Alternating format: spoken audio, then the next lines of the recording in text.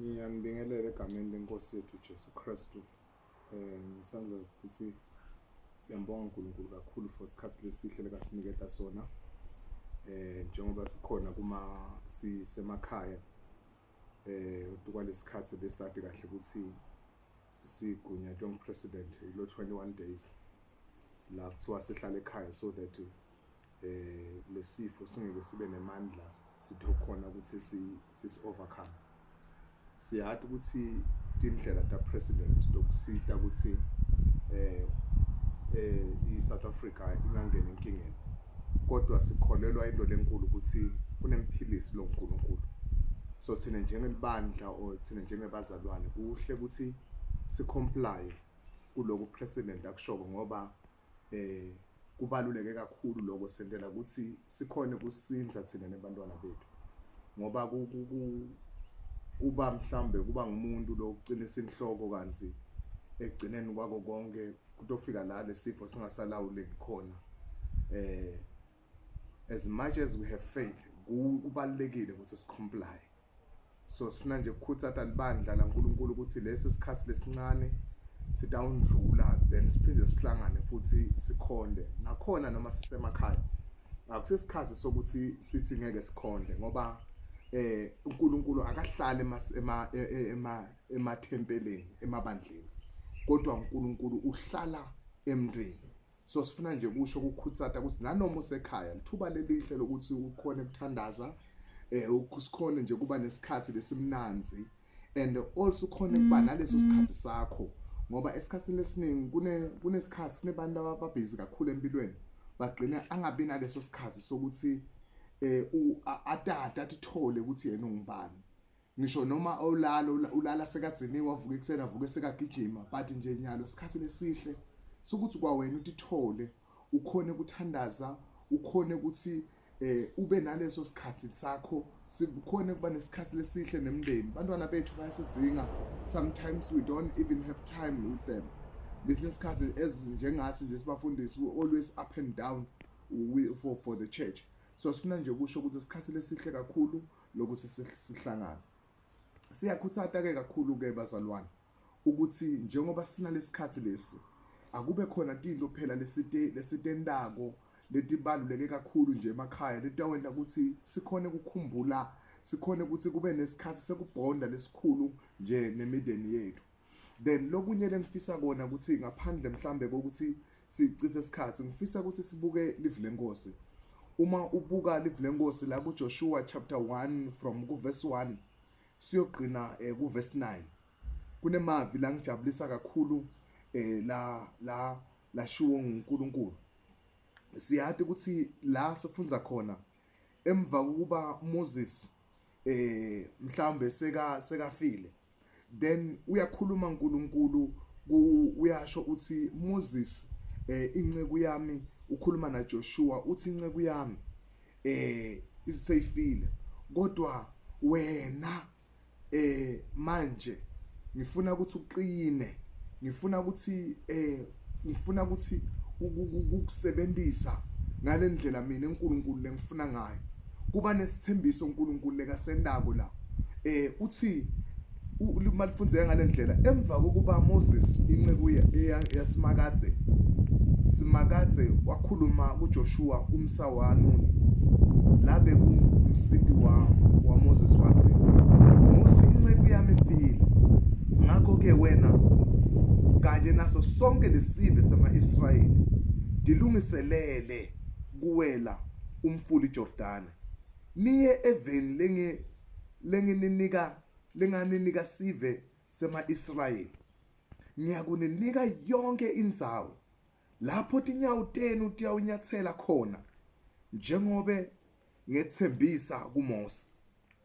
Live lenu liyawujuba ngelihlane ligudle leLebanon, kuye emfuleni lomkhulu iEfrata, lidzabule live leMaheti, kudzimate kufike elwandle lolukhulu ngasentshonalanga. Kunemavi langijabulisa uthi kude namunye loyawukhona kumelana nawe, tonke tinsuku tekuphila kwakho ngiyakuba nawe njengobe nganginaMose. Ngingeke ngikushiye futhi ngingeke ngikulahle.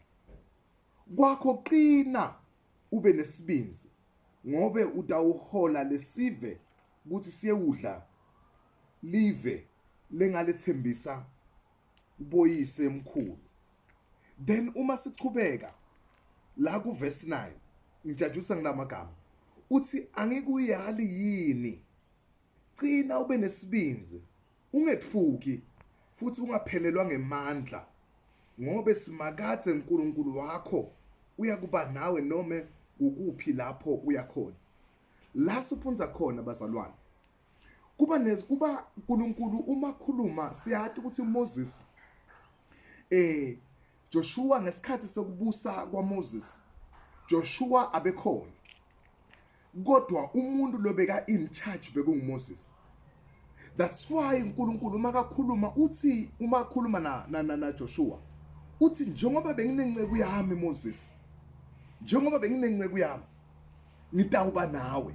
So ngalamanye amagama ngikhuluma nawe Joshua angikhulumi ngento lengumdlalo kodwa ubonile ukuthembeka kwami ngihamba naMoses phambi kwakho namanje ngidoba kanye nawe.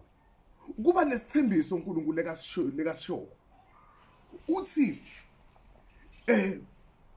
ngitoba kanye nawe la inyawo lakho liyonyathela khona ngitobonakala nginguNkulunkulu yonke indzawo lonyathela yona ngitoba ngeyakho ngitokupha yona kude namunye lotoma phambi kwakho. Kodwa into lekangijabulisa ngayo kunalamavi uthi kodwa lencwadzi lengayiniketa Moses lomthetho ungasuki kuwo wena namathela kuwo uqine mina ngento umsebenzi. Ngalamanye amagama umsebenzi lomkhulu bazalwane awusikithi kodwa umsebenzi ukulolo thembisile lo uNkulunkulu wethu. Thina lekumele sikwende sihlala kuye asho umhlabeleli wakudzala athi uhlala kimi nami ngihlale kuye. So ngalamanye amagama thina asisuki kwethu ithembiso takhe. Siyathi ukuthi umhlaba uyashake. Siyathi ukuthi abantu abaningi baze bathi babutane bathi uphi lo mfundisi loya uphi lo mfundisi loya ngoba simvila khuluma athi yena uyaphilisa nasi sive sicetha abantu.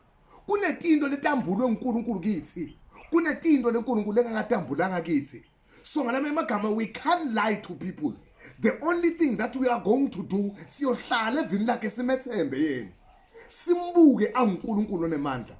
That's why makakhuluma la evini lakhe uthi wena Joshua ungasuki kulamavi mine ngitawenda umsebenzi lomelana nawe ngitawumelana naye.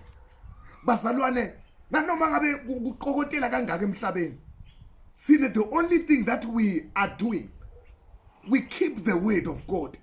Nkosi wena usithembisile ukuthi uma wena uhlala kithi uthe wena site kuwe into sikhomba into letinkulu waphinza wathi wena evini lakho kuma kubo 50 wathi sikhale kuwe ngelisuku lelihlupheko. So namanje siyamkholwa uNkulunkulu sinamathele evini bazalwane asinamathele kumfundisi kodwa simbamba uNkulunkulu ngelivi lakhe lekathi yena uNkulunkulu sikhale kuye yena utasiphendula utawuphilisa nelive lethu. Waphinza wathi uma abantu bami bathi thoba lababitwa ngeligama lami phela thina sikakhohlwa bazalwane sibitwa ngeligama lakhe.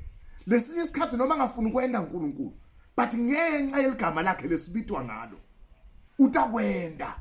So namhla siyakholwa sithi nje sibuke uNkulunkulu eAfrika sibuke uNkulunkulu emhlabeni wonke sithi inkosi impendulo yonke ivela kuwe. So namhla ngithi mina ungadangali ungathuswa nemagama lakhulunywa abantu lazahlekise ngebazalwane ukuthi phela nithi niyakhuleka wayi kwendeke ngalendlela lokuambule kithi kwethu nebantwana bethu kodwa lokungakambulwanga kwakhe uNkulunkulu. So thine kwethu sihlale evini lakhe simbuke uthi qina. So ningashake kwabazalwane siyachubeka siyamethemba nanoma sivalelwe etindlini kodwa siyaqhubeka sithi msindisi wami yongihola wena ubambisise sandla asiyekela sisuke evini lakhe. So namhlanje ngifuna kusho ukuthi make babe sihlobo sami wherever la ukhona khona when uma lelithuba nje loniketwa lona simemetela bukhulu baNkulunkulu, simemetele amandla kaNkulunkulu ngekuthi sibukele ivi la kaNkulunkulu ukuthi lithini kulesikhathi. So thina we are not surprised ngoba siyamati lesikhonza yena, siyamati othi loqala emsebenzi utawufeza etimpilweni tethu. uNkulunkulu othembekile, uNkulunkulu ekawaqambe emanga. So sifuna kumemetela nje, sifuna kusho ebandleni lonke laKristu kuyaphithitela emhlabeni. Let us not be confused, let's stick on the word. Asho njalo uthi wena qina. So namhlanje qina umethembe eNkulunkulu. Siyakholwa nanto kubafowethu laba mhlambe siyathi ukuthi la sebabanjwe ngilesifo sebahlete emakhaya, labanye basedibhedlela. Siyamkholwa uNkulunkulu ongumphilisi. Sibonile labanye labe baye eChina babuyile bareleasiwe. Siyambonga uNkulunkulu ngaloko. And it's big up to our government. It's big up to our president. Lotinikele kangaka necabinet yakhe. Basebenza ebusuku nemini nabo defense force. So siyambonga uNkulunkulu. Let us comply bazalwane. And sithembe uNkulunkulu sime lokho. Sesinkosi siyathi likhambi litoba khona. God bless you. Ungasuki uNkulunkulu. uNkulunkulu okethenjwa. Athi umhlabelo wakuzala hawuswenkela mrena Jesu will never come right. Uma usuka uNkulunkulu yapi? Ngoba emave ukuphila senkosini. Sihlobo sami, uNkulunkulu uthembekile. uNkulunkulu unemandla. Siyaqhubeka ngoba uNkulunkulu loholana kahle. Sosuka kuye siyephi? Emave ukuphila nako konke kutholakala kuye. Asichubeke njalo njalo. Athi umhlabelelo wakuzala izimpi zonke ngoJesu sizophumelela. Masichubeke njalo njalo. We are holding on to the Lord. We trust the Lord more than anything.